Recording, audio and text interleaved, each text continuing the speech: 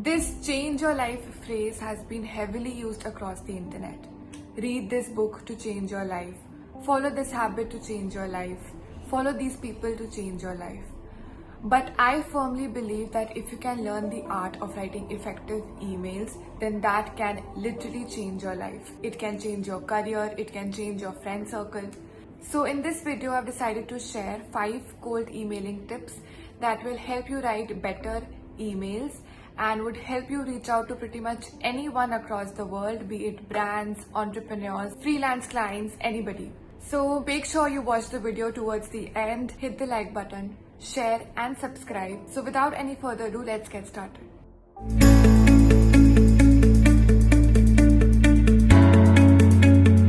So the first step would be how to find emails. So you can do this in multiple ways. The first one would be to reach out to their social media handles. A lot of people put out their email IDs on their social media, be it their LinkedIn profiles, their Twitter profiles, their Instagram profiles, or if they have any website or a blog that they run. So you can go and check out all these handles and see if they have their email IDs provided there. But the problem with this approach is that a lot of people do not want to put out their email IDs in public. So in that case, what you can do is that you can use something called email scrapers. Now Lucia is an example of email scraper. We have a lot of email scrapers out there on the internet. One would be Rocket Reach, then we have Lucia and many others.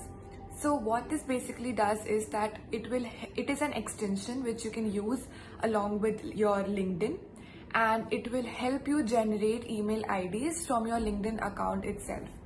So there are free options, there are paid options that are available out there. I think they provide certain free options as well. You can use it for first 4 or 5 accounts. So what you can do is that you can use multiple email accounts and try to find as many emails as possible using these extensions.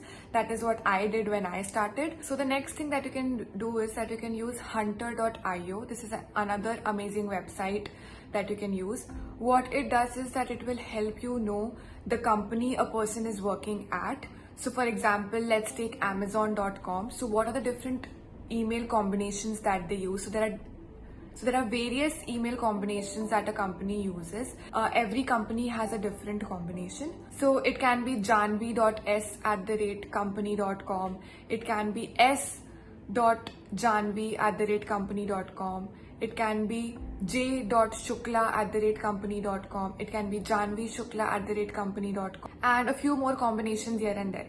So what you need to identify is what type of combination the company is using, and then on using that combination you can figure out the email ID of the person that you want to talk to from that particular company. Next important tip would be to make sure that your email subject is catchy.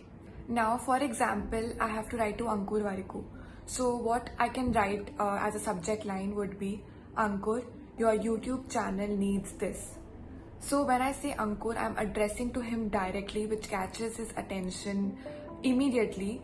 And then I say about his YouTube channel, so that specifies what is the reason of writing to him. Needs this.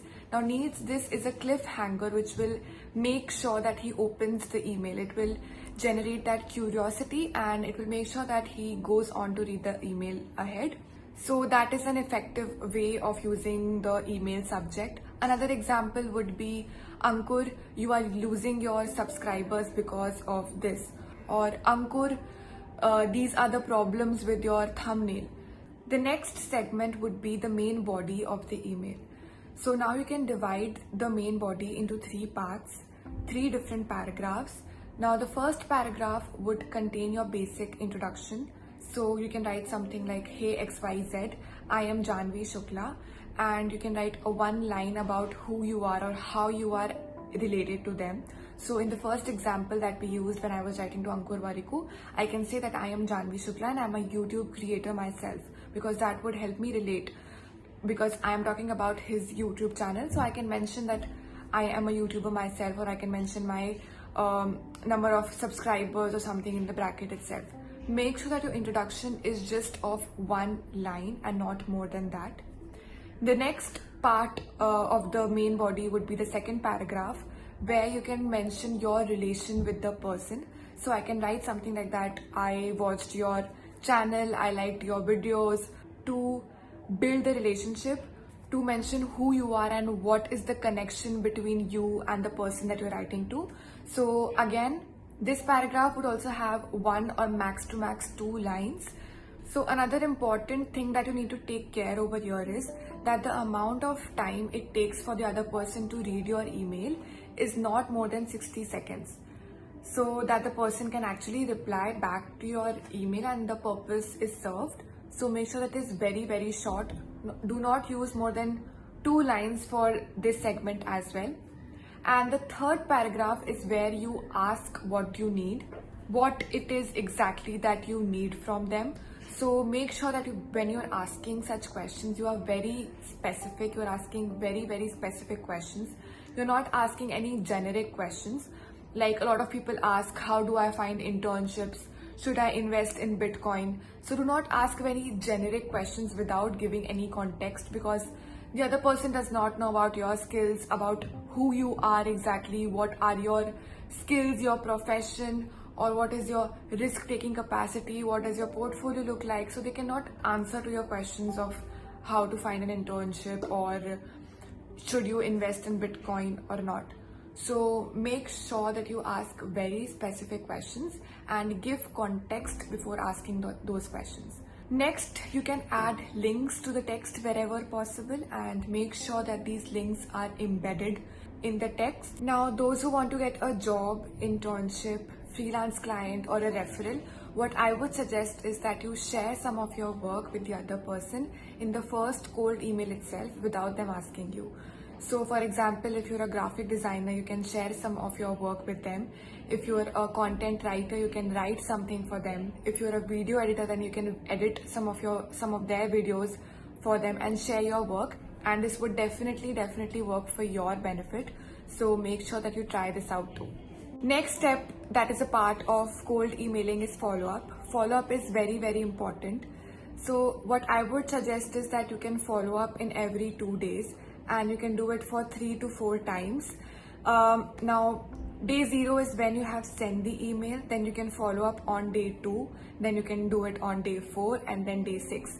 And if you do not get a response by day 6, then you can conclude that either they're not interested or your email has landed in the spam folder. So there can be either of the reasons. So you would ask, how do I exactly follow up? So what you can write is, hey so and so, I know that you're extremely busy, but 1 or 2 lines of reply would actually make my day. Or you can say, hey so and so, I just wanted to circle back and check if this email has reached out to you and what do you think about this, or let me know if you're interested, or let me know if you want to get on a call and discuss this further, etc. So you can write anything of like 1 or 2 lines just to follow up. Now make sure that you're very humble in your request. Everybody is busy, they have a lot of work to do. Not everybody has time to check each and every email that they get and reply to each and every email. So make sure that you're very humble in your request when you ask for a follow-up. So now those were my tips for cold emailing. The last tip is actually for cold DMs. If you send a lot of cold DMs on different platforms like LinkedIn, Twitter, Instagram, or all other platforms. So make sure that you do not ask the thing that you need in the first message itself. You first try to build a relationship with the person. You talk to them, you ask what they are suffering from. You try to find a solution to their problem. You try to offer as much as value as possible to them and then go on to ask what you need from them.